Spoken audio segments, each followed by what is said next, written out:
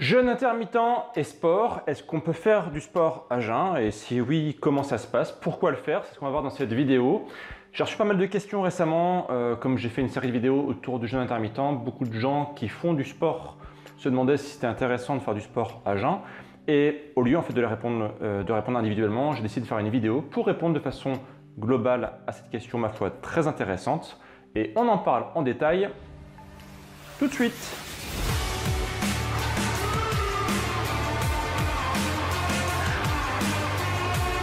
Juste avant de démarrer, pensez à vous abonner à la chaîne YouTube de Bmove. Actuellement, je publie 3 vidéos par semaine, le lundi, le mercredi et le vendredi.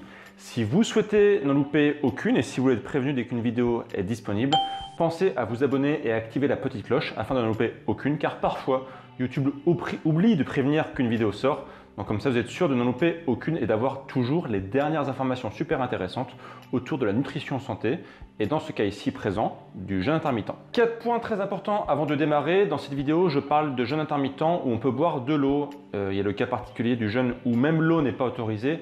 Ce n'est pas le cas de cette vidéo. Quand vous faites du sport, vous allez suer, vous allez perdre beaucoup d'eau. Donc dans le contexte de cette vidéo, bien sûr, c'est du jeûne où on peut boire de l'eau.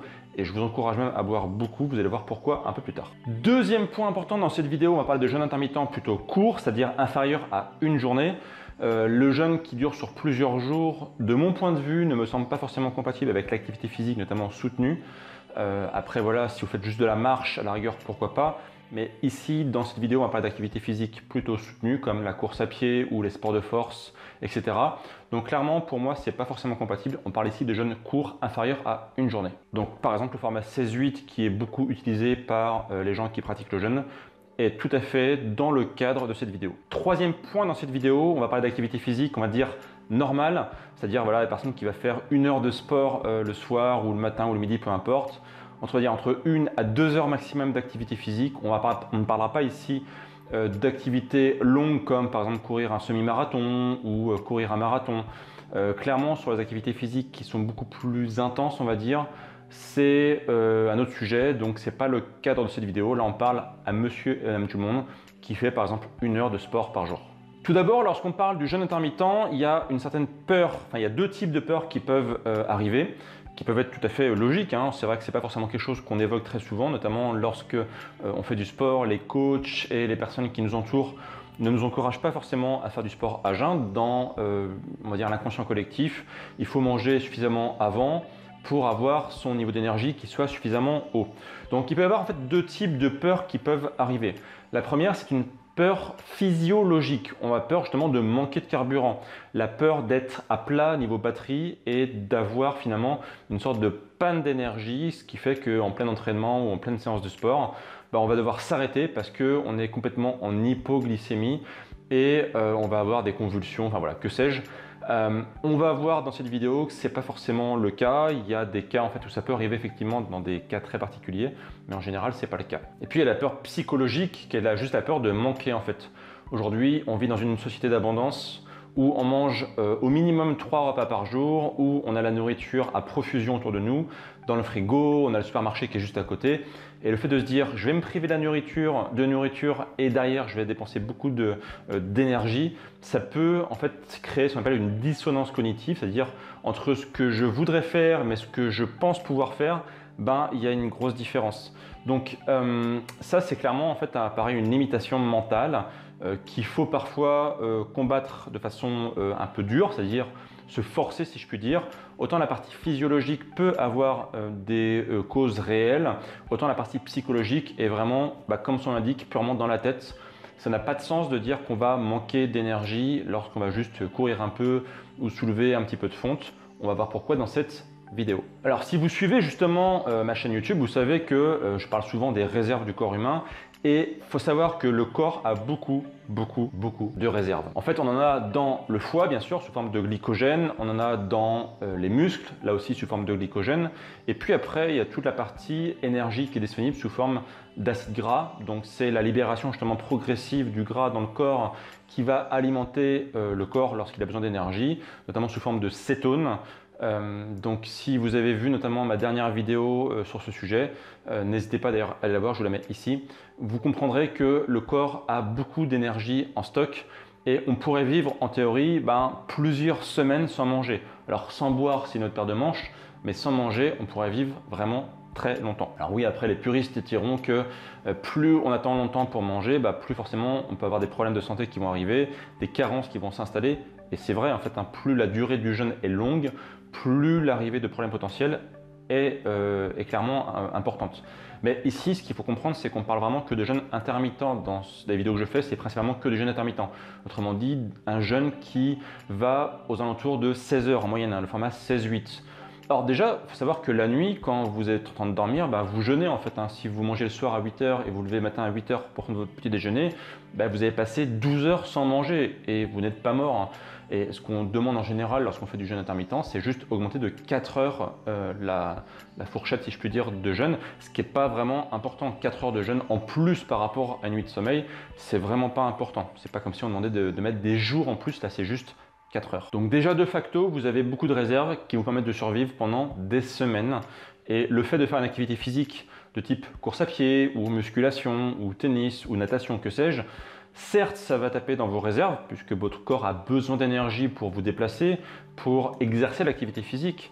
Mais ces réserves, en fait, elles vont pas disparaître d'un coup. C'est pas comme si en fait vous aviez un seau dans lequel vous percez un trou et hop, en quelques secondes, toute l'énergie disparaît. Votre corps, en fait, il est intelligent, la physiologie est bien faite.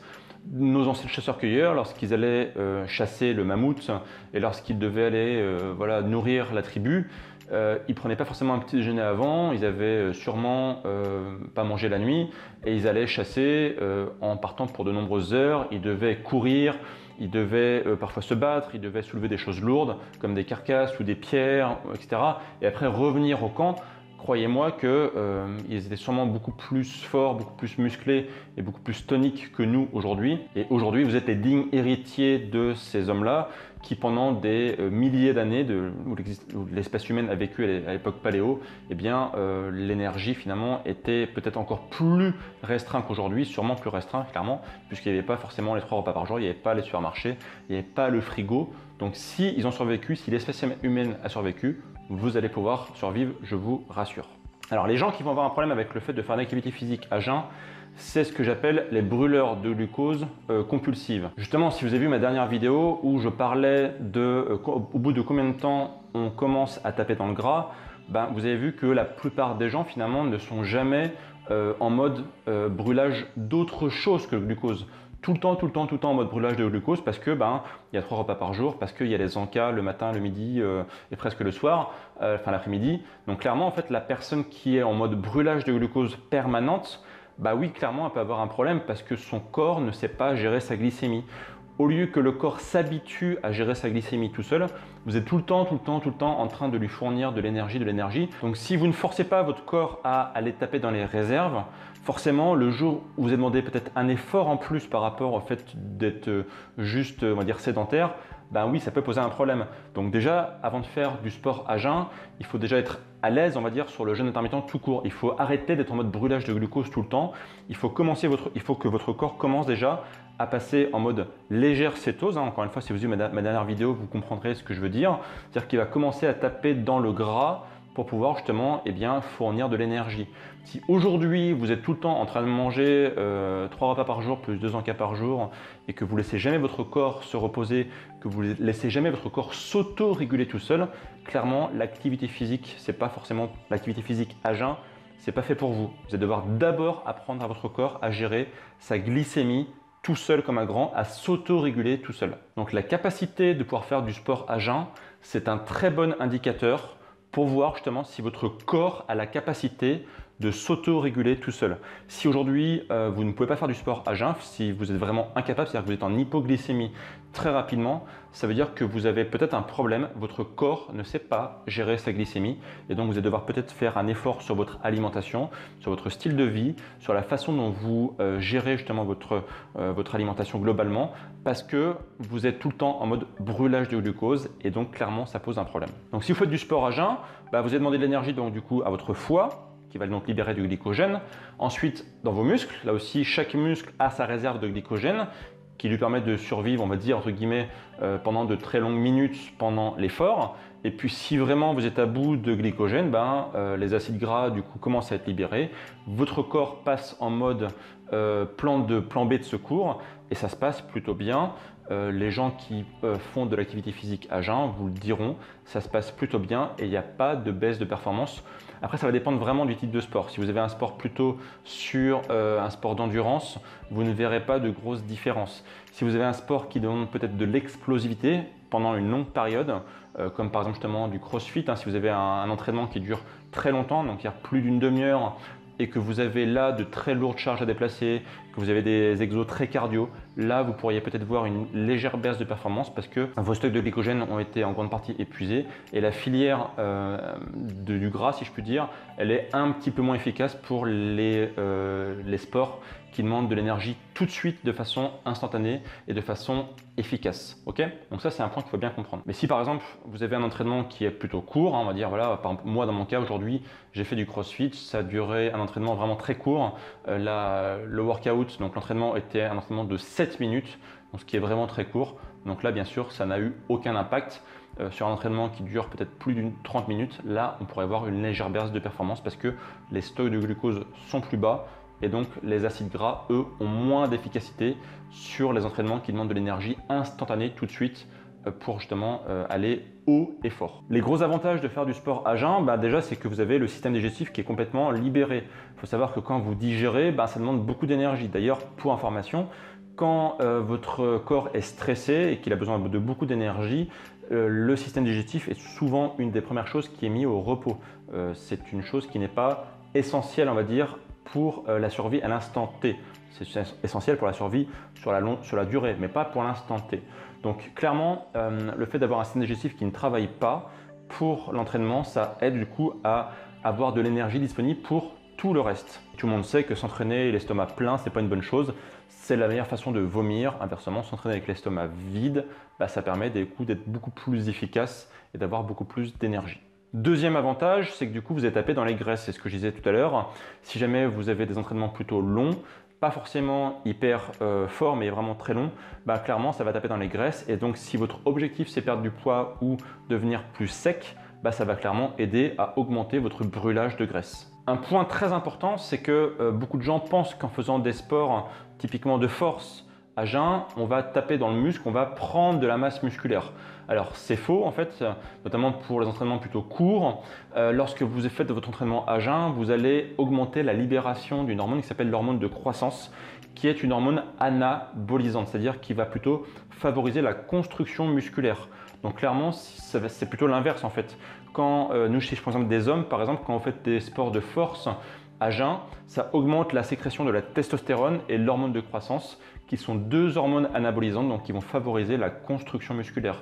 Donc bien sûr, on va voir juste après qu'il va falloir donner à manger à vos muscles après l'entraînement, mais pendant l'entraînement, il y a de très faibles chances que la masse musculaire ne soit pas impactée et qu'au contraire, vous développiez votre masse musculaire grâce à l'entraînement à jeun. Si vous avez vu ma vidéo sur l'hormone de croissance, vous avez vu que c'était une hormone qui favorise la perte de masse grasse et qui augmente la production de masse sèche, donc des muscles. Donc c'est parfait, c'est exactement ce qu'on veut, perdre du gras et augmenter la masse musculaire. Pour les sceptiques, je vous mettrai bien sûr des études scientifiques dans la description de la vidéo pour ceux qui veulent en savoir plus sur d'où viennent ces affirmations. Je vous laisserai consulter les informations scientifiques qui sont dans la description. Allez toujours voir, il y a plein de choses intéressantes dans la description de la vidéo. Un point que je trouve très important, c'est qu'en s'entraînant à jeun, ça va forcer le corps à s'adapter. Le corps, en fait, il a besoin parfois d'être un peu choqué, si je puis dire, pour pouvoir s'adapter. C'est parfois sous le stress que le corps devient meilleur. C'est le principe, par exemple, de la musculation. On stresse les muscles, on casse les fibres musculaires pour qu'elles deviennent plus fortes. S'entraîner à jeun, pour moi, c'est un peu le même principe. C'est muscler, on va dire, sa glycémie. Muscler la capacité du corps à réguler et à gérer la glycémie. Si aujourd'hui, vous avez la capacité à vous entraîner à jeun, vous aurez beaucoup plus de facilité à gérer justement la vraie faim ultérieurement. Votre corps sera beaucoup plus capable sur le long terme d'avoir une bonne gestion de la glycémie, de ne pas toujours être en mode dans le rouge dès que vous n'avez pas mangé depuis plusieurs heures. Vous améliorez la sensibilité à l'insuline, vous améliorez beaucoup de marqueurs essentiels à une bonne santé et ça c'est très important. Si votre corps devient bon en s'entraînant à jeun, Lorsqu'inversement, vous allez lui donner de l'énergie en plus, par exemple pour une compétition, il va devenir encore meilleur. Si jamais vous avez un corps qui sait de base s'auto-gérer, sans nourriture extérieure, dès que vous allez lui donner un petit coup de boost avec de la nourriture, et bien là, vous allez devenir encore meilleur. Donc par exemple, pour ceux qui font de la compétition, ça peut être un petit hack intéressant, s'entraîner majoritairement à jeun et puis parfois lorsqu'on fait des compétitions, avant la compétition, avoir une alimentation plutôt intéressante en termes de glucose, plutôt que des IG bas par exemple, pour justement donner un petit coup de boost au corps. Alors qu'inversement, ceux qui s'entraînent tout le temps en mode glucose partie, si je puis dire, clairement ça n'apporte rien de plus puisque entre l'entraînement et la compétition, ça va être le même type d'alimentation. Donc même si aujourd'hui le but c'est pas forcément s'entraîner systématiquement à jeun, c'est pas mal de mettre de temps en temps des petites séances d'entraînement à jeun justement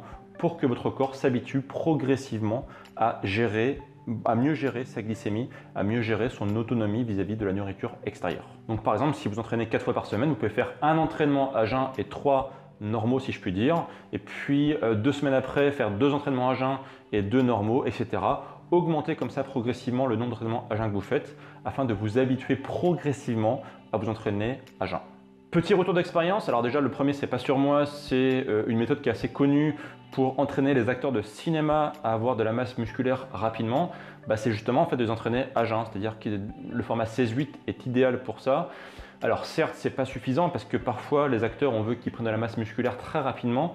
Donc en général, ils ont des grosses portions caloriques pour justement prendre de la masse musculaire, ce qui n'est pas forcément bon sur le long terme, mais juste avant un tournage ou quelques semaines avant un tournage, pourquoi pas. Donc c'est-à-dire que les acteurs vont en général pratiquer le jeûne intermittent et donc de type 16-8, et sur la période de 8 heures, ils vont avoir une grosse consommation de calories. Alors c'est pas forcément bon pour l'estomac, etc., mais en tout cas ça marche. Donc c'est par exemple la méthode qu'utilisait Hugh Jackman, je ne sais pas si vous connaissez, c'est l'acteur qui joue Wolverine, et sa méthode en fait a été très largement plébiscitée et aujourd'hui utilisée par d'autres acteurs comme par exemple Ben Affleck, qui lorsqu'il prépare des rôles où il doit être très costaud, utilise cette méthode-là, jeûne intermittent et grosse portion de calories pendant la période des 8 heures, en parallèle bien sûr d'un entraînement musculaire important, mais le jeûne intermittent va aider justement à faire prendre de la masse musculaire. Et moi-même du coup j'ai testé ça aussi depuis plusieurs semaines, ça fait quasiment maintenant un mois que je m'entraîne en mode jeûne intermittent, c'est-à-dire que moi je pratique le format 18-6, 18 heures de jeûne et 6 heures où je mange. Comment je fais concrètement? Je m'entraîne de mon côté à 12h30, je m'entraîne au CrossFit de 12h30 à 13h30. Je mange le soir, j'arrête de manger après vers 19h, je mange assez tôt. Et je mange ensuite après ma séance de sport vers 14h, donc ça fait bien 18 heures de jeûne. C'est important d'ailleurs de bien manger après sa séance sportive si on a fait un entraînement à jeun, pour d'une part donner à manger, refaire la réserve de glycogène donc à base de glucides, donc bien manger des glucides après l'entraînement et manger aussi bien sûr des protéines pour que votre corps n'aille pas taper dans les protéines de vos muscles.